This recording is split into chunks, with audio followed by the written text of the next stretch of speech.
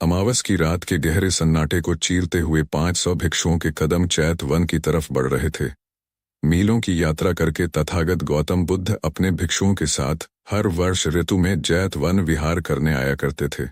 अंधेरा हो के कारण एक किसान के पैर तले एक मेंढक कुचला गया। वर्षा ऋतु होने के कारण आसपास काफी मेंढक घूम रहे थे। जैसे ही किसान के पैर तले मेंढक घूम रहे थे, जैसे ही किसान के पैर तले मेंढक आया, तत्क्षण उसे आभास तो हो गया था, लेकिन तब तक बहुत देर हो चुकी थी। यह किसान तथागत और उसके भिक्षुओं को जैत वन का रास्ता बता रहा था। मन की व्यथा जब उस किसान से सहन नहीं हुई तो उसने हाथ जोड़कर तथागत से पूछा कि हे तथागत, आपके साथ चलते हुए अनजाने में मेरे पैरों द्वारा एक बहुत बुरा कृत्य हो गया है। क्या जिस प्रकार यह मेंढक मेरे पैरों तले कुचला गया है, अगले जन्म में मैं भी इसके पैरों तले कुचला जाऊंगा। मेरा मन पश्चाताप से भरा हुआ है। आज तक मैंने अपने पैरों से एक चींटी भी नहीं मारी और आज मेरे पैरों तले एक मेंढक कुचला गया। कृपया करके कोई ऐसा रास्ता बताएं जिससे कि यह बुरा कृत्य मेरे जीवन को प्रभावित ना कर पाए, या इसका दंड मुझे ना भोगना पड़े। तथागत गौतम बुद्ध ने एक बड़ी ही सौम्य मुस्कुराहट के साथ उत्तर दिया कि थोड़ा आगे चलने पर इसका उत्तर मैं तुम्हें बताऊंगा। और यह कहकर तथागत मौन हो गए। वह कुछ कदम ही आगे बढ़े थे कि तभी एक अंधे भिक्षु चक्षुपाल के पैरों तले सैकड़ों चींटियां आ गई। रात काफी हो चुकी थी। उन्होंने सभी भिक्षुओं को आज की रात वहीं ठहरने का इशारा करते हुए कहना शुरू किया कि कर्म के सिद्धांत के बारे में बहुत सारी गलत धारणाएं समाज में फैली हुई हैं। मुख्यतः कर्म के 3 प्रकार होते हैं। सबसे पहला अनजाने में हुए कर्म, दूसरा मजबूरी वश किए गए कर्म और तीसरा इरादतन किए गए कर्म। भिक्षु चक्षुपाल की दृष्टि न होने के कारण उसके पैरों तले सैकड़ों चींटियों ने अपना दम तोड़ दिया, और वहीं दूसरी तरफ ये किसान जो कि हमें रास्ता बता रहे हैं, अंधेरा होने के कारण इनके पैरों तले एक मेंढक कुचला गया। ये दोनों ही कर्म अनजाने में हुए कर्म हैं, लेकिन किसान के पास दृष्टि है तो इस किसान का मन अधिक पश्चाताप करेगा, क्योंकि यह खुद को कोसेगा, खुद को कहेगा कि तुम सामर्थ्यवान थे, तुम्हारे पास दृष्टि थी, लेकिन तुम्हारा ध्यान चूक गया और उसके कारण तुमसे बुरा कृत्य हो गया। वहीं दूसरी तरफ जो अंधा भिक्षु चक्षु पाल है, उसके मन को कम पश्चाताप होगा, क्योंकि वह खुद को यह कहकर बहला सकता है कि वह तो अंधा है, उसके पास तो दृष्टि ही नहीं है, इसमें उसकी क्या गलती है। और अब जो इनका मन पश्चाताप कर रहा है तो इस कर्म का फल यहीं पर समाप्त हो जाएगा। बुद्ध ने आगे कहा कि मैं उसी को सत्य मानता हूं जो कि मेरे सामने प्रत्यक्ष है। अगले या फिर पूर्व जन्म का हमारे पास कोई प्रमाण नहीं है, तो उस पर चर्चा करनी, व्यर्थ की बह करनी सब बेकार है, समय की बर्बादी है। अगर हम अपने कर्म का फल तत्क्षण अनुभव नहीं कर पा रहे हैं, विवेक का इस्तेमाल नहीं कर पा रहे हैं, तो हम हमेशा इसी दुविधा में रहेंगे कि इस कर्म का फल मुझे किस प्रकार प्राप्त होगा। जैसा मैंने बताया, मुख्यतः 3 प्रकार के कर्म होते हैं, जिसमें से सबसे पहला अनजाने में हुए कर्म। अब अनजाने में अच्छे और बुरे दोनों प्रकार के कर्म मनुष्य करता रहता है, लेकिन इन बुरे कर्मों का फल यहीं तक सीमित था। तुम्हारा मन पश्चाताप से भरा और तत्क्षण उन कर्मों का प्रभाव समाप्त हो गया। तथागत अपनी बात पूरी कर पाते इससे पहले ही किसी शेर के दौड़ने की आवाज सुनाई देने लगी। झाड़ियों में से सभी भिक्षुओं ने देखा कि एक शेर एक हिरण का पीछा कर रहा है। कुछ देर बाद शेर ने उस हिरण को अपना शिकार बना लिया। इसी दृश्य को प्रमाण मानते हुए तथागत ने दूसरे कर्म का प्रकार बताते हुए कहा कि दूसरा कर्म वह है जो एक इंसान मजबूरी वश करता है। यह हिरण शेर के लिए भोजन है। अगर शेर इसका भोजन नहीं करेगा तो शेर खुद समाप्त हो जाएगा। उसे जिंदा रहने के लिए मजबूरी वश इस हिरण का शिकार करना ही पड़ेगा। इसी प्रकार समुद्री क्षेत्रों में रहने वाले लोगों के पास अनाज उगाने का कोई माध्यम नहीं होता, इसीलिए उन्हें वन्य जीव या फिर समुद्री जीवों पर निर्भर होना ही पड़ता है, वरना तो उनका स्वधर्म यानी खुद को जीवित रखने के धर्म का वह पालन नहीं कर पाएंगे और अंततः उनकी मृत्यु हो जाएगी।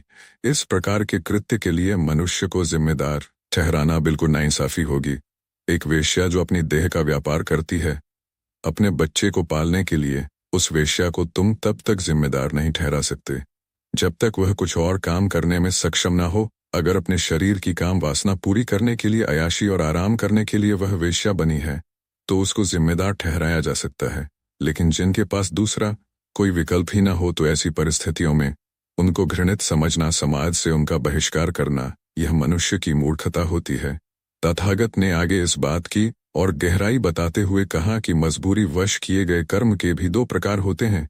पहला प्रकार जब कोई इंसान दूसरों को हानि पहुंचाकर अपना फायदा करता है, और दूसरा वो जो खुद का फायदा करने के लिए दूसरों की हानि नहीं करता, अपितु अपने आप यानी खुद का ही प्रयोग करता है।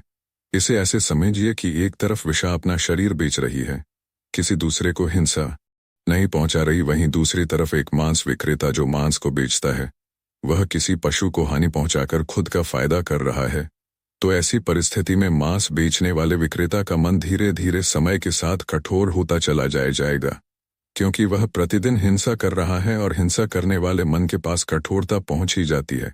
और कर्म का तीसरा प्रकार होता है इरादतन किए गए कर्म। एक मनुष्य दान दक्षिणा करता है, पूजा पाठ करता है और सोचता है कि परमात्मा उसे अगला जीवन बहुत अच्छा प्रदान करेगा, और वहीं पर एक दूसरा मनुष्य ईर्ष्या, गुस्से या फिर बदले की भावना से भरकर दूसरे को हानि पहुंचाने का प्रयास करता है, नाना प्रकार के हथकंडे अपनाता है, अपने मन को भी दूषित करता है और दूसरे को हानि भी पहुंचाता है। दोनों ही प्रकार के कर्मों से कर्ता के साथ फल जुड़ जाता है, और जब कर्ता यानी कि करने वाला फल की चिंता करने लगता है तो वह कर्म वहीं पर अपना प्रभाव छोड़ देता है, यानी कि उसका प्रभाव वहीं समाप्त हो जाता है।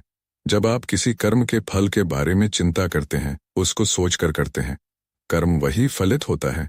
जब फल की चिंता छोड़ दी जाती है, परीक्षा में वही अव्वल निकलता है जो परिणाम की चिंता अपने मन से निकाल देता है। लेकिन मनुष्य जीवन भर फल की चिंता तो करता है, लेकिन कर्म की फिक्र बिल्कुल नहीं करता। अगर होशपूर्वक कोई मनुष्य सिर्फ कर्म करने पर अपना ध्यान केंद्रित रखे, फल की चिंता ना करें, तो प्रकृति उसे उसकी सोच से भी ज्यादा अच्छा फल प्रदान करती है। तथागत ने आगे कहा कि इस संसार में दो तरह के दुख सत्य होते हैं। सबसे पहला दुख होता है मानसिक दुख और दूसरा होता है शारीरिक दुख। मानसिक कष्ट मनुष्य अपने विचारों के कारण भोगता है। जो मनुष्य दूसरों की उन्नति से ईर्ष्या करता है, दूसरे से बदले की भावना रखता है, गुस्सा करता है, ऐसा मनुष्य हमेशा अपने मानसिक कलेश से परेशान रहता है।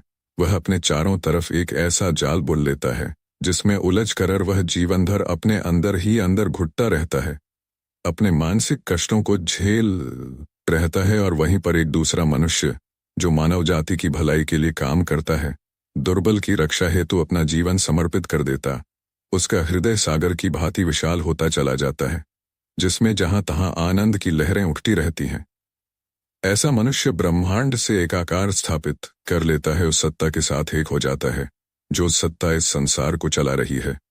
तथागत ने आगे कहा कि संसार में इतना पाखंड फैला हुआ है कि पूर्व जन्म या अगले जन्म के नाम पर लोगों को ठगा जा रहा है, लोगों को गलत ज्ञान दिया जा रहा है। जो वर्तमान में घट रहा है उसको समझे बिना हम कई साल आगे अपने अगले जन्म में जाकर सब कुछ ठीक करना चाहते हैं। लेकिन एक विवेकशील मनुष्य सबसे पहले अपने वर्तमान को ठीक करेगा, क्योंकि वह जानता है कि अगर मेरा वर्तमान सुधर गया तो मेरा भविष्य अपने आप सुरक्षित हो जाएगा। अतीत कभी लौट कर नहीं आता और भविष्य का किसी को पता नहीं चलता। हमारे पास हैं कुछ पल, कुछ क्षण, जो इस पल हम जी रहे हैं, बस उन पर हमारी पकड़ ढीली ना पड़ पाए। इसीलिए मनुष्य को सबसे पहले अपना होश साधना चाहिए, ताकि वह वर्तमान में रहकर अपनी परिस्थितियों को, अपने विवेक को, अपने मन को पूरी तरह से समझ सके और आगे के निर्णय बुद्धिमानी के साथ ले सके, ताकि उसे ना ही मानसिक और ना ही शारीरिक रूप से कोई कष्ट, कोई क्लेश कभी ना उठाना पड़े। और इसी की तैयारी में हम वर्तमान में लौटकर वापस आते हैं और वर्तमान में रहकर ही अपनी सांसों के साथ जुड़कर इस वर्तमान में रहने का अभ्यास करते हैं। जितने भी भिक्षु थे, सबको कर्म के सिद्धांत के बारे में पूरा ज्ञान हो चुका था, और वह किसान जिसके पैर नीचे मेंढक कुचला गया था, वह हाथ जोड़कर भगवान बुद्ध के पैरों में गिर पड़ा और उसकी आंखों से आंसू की धाराएं बहने लगी। तो दोस्तों, कैसी लगी ये कहानी आपको कमेंट सेक्शन में ज़रूर बताना, और अच्छी लगी हो या फिर कोई सवाल हो तो कमेंट्स में ज़रूर पूछना। पहली बार चैनल पर आए हैं तो चैनल को सब्सक्राइब कर लें, नोटिफिकेशन बेल को प्रेस कर दें। तो मिलते हैं अगली कहानी में, तब तक के लिए अपना ख्याल रखें।